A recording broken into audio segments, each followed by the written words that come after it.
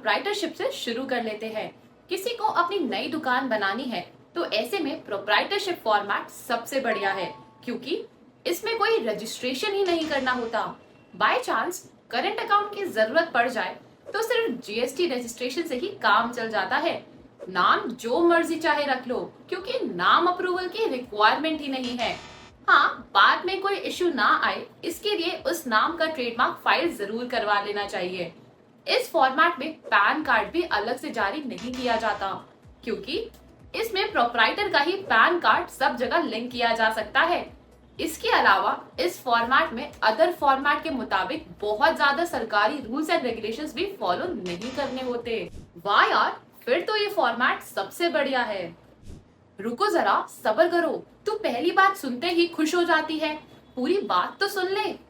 ये फॉर्मेट दुकानदार टाइप लोगों के लिए है जो अपने ही पूंजी से 2-4 एम्प्लॉय के साथ छोटा मोटा बिजनेस करना चाहते हैं।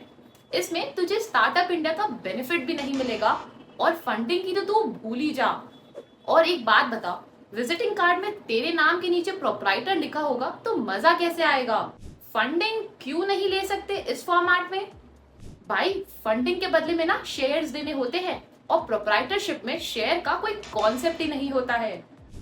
ओहो, फिर तो ये कॉन्सेप्ट कोई काम का ही नहीं है। मैं फंडिंग लूं या ना लूं, ऑप्शन तो होना चाहिए ना।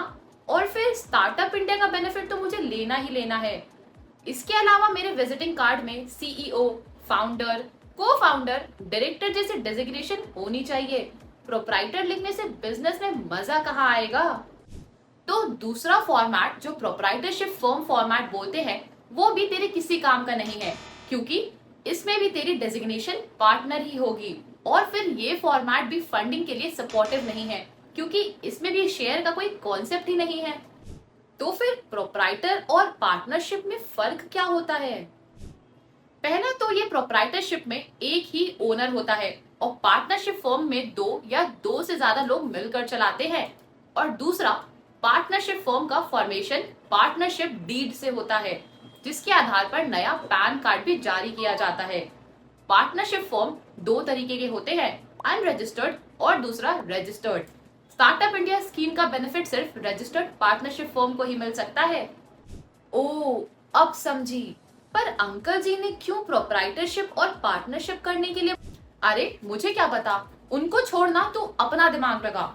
अंकल जी को क्या पता आजकल के स्टार्टअप इकोसिस्टम के बारे में। उनको लग रहा होगा कि कोई छोटी मोटी दुकान खोलने जा रही है।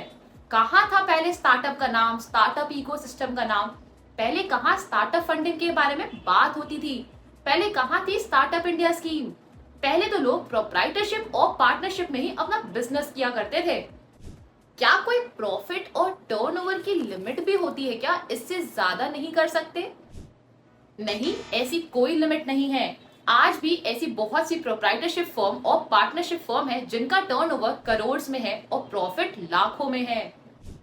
तो ये दोनों फॉर्मेट तो रिजेक्ट हो गए। अब क्या बनाऊं?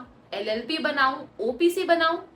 ये तो नए जमाने की फॉर्मेट है, प्रोप्राइटरशिप और पार्टनरशिप फॉर्मेट से बेहतर भी है तो सही। लेकिन वही अगर एलएलपी बनाएगी ना, तो फिर तेरी डेजिग्नेशन पार्टनर ही रहेगी, क्योंकि ये तो पार्टनरशिप फर्म ही है, बस फॉर्मेट थोड़ा सा चेंज हो चुका है।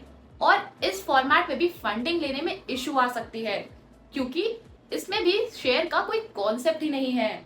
फिर ये पार्टनरशिप फर्म से बेहतर कैसे हुई? जो लोग सर्विस सेक्टर में अपना पैसा लगाकर काम करना चाहते हैं, उनके लिए एलएलपी पार्टनरशिप फर्म से बेहतर ऑप्शन है। सर्विस सेक्टर में बिजनेस को बड़ा करने के लिए ज्यादा पार्टनरशिप चाहिए होता है, और एलएलपी ही ऐसा फॉर्मेट है जिसमें पार्टनर रखने की कोई अपर लिमिट नहीं है। दूसरा, एलएलपी में पार्टनर्स की लायबिलिटी लिमिटेड होती है। अगर कल कोई एलएलपी में गड़बड़ हो गई, जैसे कि कोई नुकसान हो गया, कर्ज आ गया, तो ऐसे में एलएलपी के पार्टनर्स की उतनी ही पूंजी डूबेगी जितनी पूंजी उन्होंने एलएलपी में लगाई होगी।